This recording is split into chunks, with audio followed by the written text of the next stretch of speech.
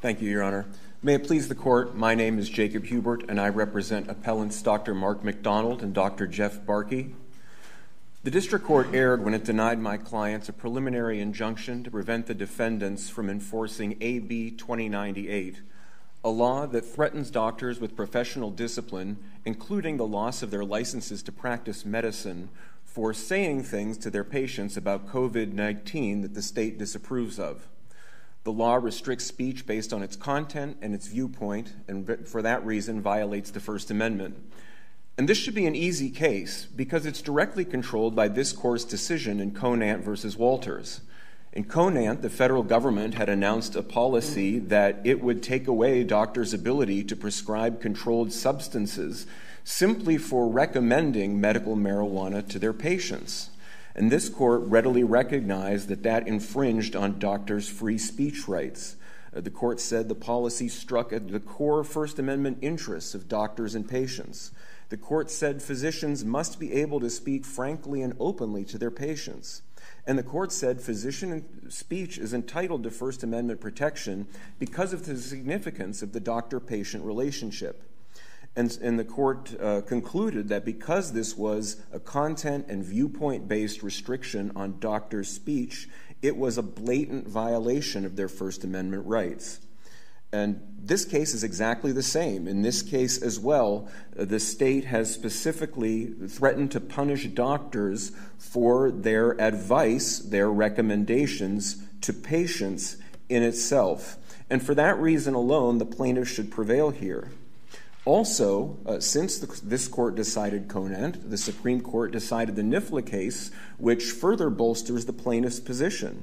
In NIFLA, the Court made clear that professionals doing their jobs have the same free speech rights as everybody else. And the Court specifically emphasized the importance of free speech for medical professionals. The Court recognized that medical professionals could disagree with each other about appropriate treatments, and a medical professional could have a good faith disagreement with the government about appropriate medical treatments. And the Court said it's important to protect the rights of medical providers to speak their views to patients because ideas about appropriate medical treatments can be tested in the marketplace of ideas, just like any other kind. And it's very dangerous for the government to prescribe only one appropriate view, and particularly for the government to do so in the name of regulating conduct. Nonetheless, the defendants argue that they should prevail based on this Court's recent decision in the Tingley case. But Tingley didn't overrule Conant, and it doesn't control here. In Tingley, this Court upheld a ban on giving minors conversion therapy, that is, therapy to change somebody's sexual orientation or gender identity. And the Court said that the First Amendment didn't apply at all there under the exception that NIFLA recognized for regulations of professional conduct that incidentally involve speech. The Court said that preventing conversion therapy was just a ban on a particular treatment, and the government can ban particular treatments. It just happened that that treatment inherently involves speech and carrying it out. Well, this case is nothing like the Tingley case. Here, the government has specifically prohibited physicians from giving particular advice, even separate from treatment. And the government, and nobody would argue that advice about COVID-19 is treatment for COVID-19. They're clearly different things here. Nonetheless, the government argues here that when AB 2098 talks about advice, it's really talking about advice bound up with treatment as a single thing that would be called medical care, and you really can't separate one for the other, and so it's all conduct, and under Tingley you can regulate it all as conduct. But that can't be right, because that's the opposite of what the Court said in Conant. In Conant, the Court recognized that, yes, the government could ban giving medical marijuana as a treatment, as the federal government had, but nonetheless, the government could not stop doctors from recommending medical marijuana as a treatment because that would infringe on their free speech rights. The government also argues here that there's really nothing extraordinary about AB 2098 because, after all, doctors can already be held liable for what they do or don't say to their patients under the law of medical malpractice. But medical malpractice is a completely different sort of context, because with medical malpractice, the doctor can only be held liable if a patient is actually harmed, and that's proved at a trial.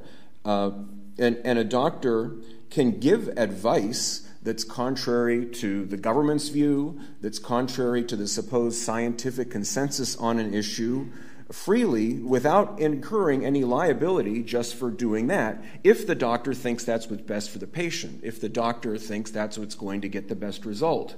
And, of course, the prospect of liability for malpractice is going to make doctors careful about what they say. It's going to give them an incentive to only give advice that will lead to good results, but nonetheless, they can give their honest, best advice. But that's not how AB 2098 works. AB 2098 imposes strict liability for speech.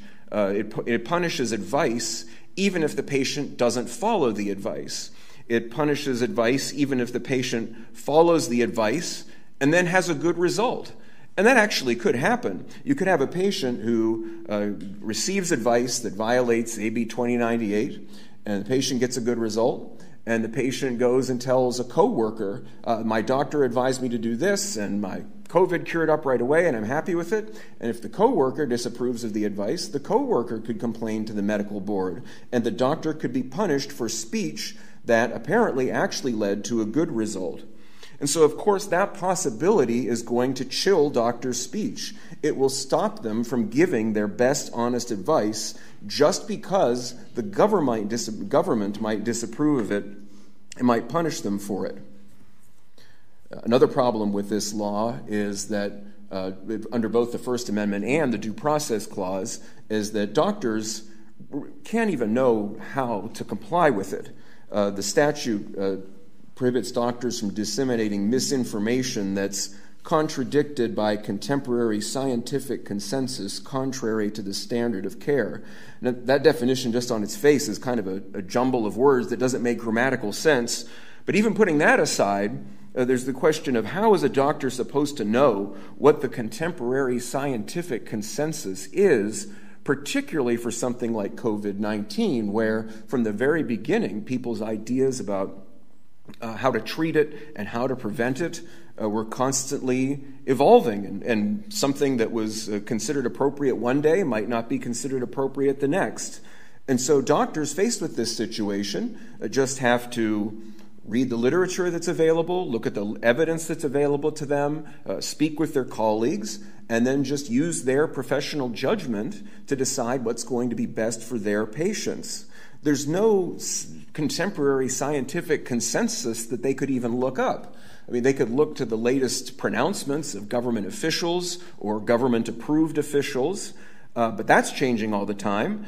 And that gets back to the core First Amendment problem that even if you had that, I mean, the government isn't supposed to be setting official, true and false conclusions about disputed issues. Again, NIFLA recognized that medical professionals can disagree with each other. They disagree with the government, and views evolve, and they evolve based on the exchange of ideas. Patients are entitled to hear different ideas from different doctors and decide what they think is best for themselves. And that's why this fundamentally violates the First Amendment in any event. And in the Conant case, the federal government said there's no legitimate medical use for marijuana. It's all harmful. And it said, well, that we need to restrict speech so people don't make bad decisions. But that didn't matter because the ban on recommendations was a content-based and viewpoint-based restriction on speech, which the First Amendment simply doesn't allow. And so for these reasons and the reasons in our brief, we would respectfully ask that this court protect doctors' right to free speech, protect patients' right to get their doctor's best honest advice, and reverse the district court. Thank you, counsel.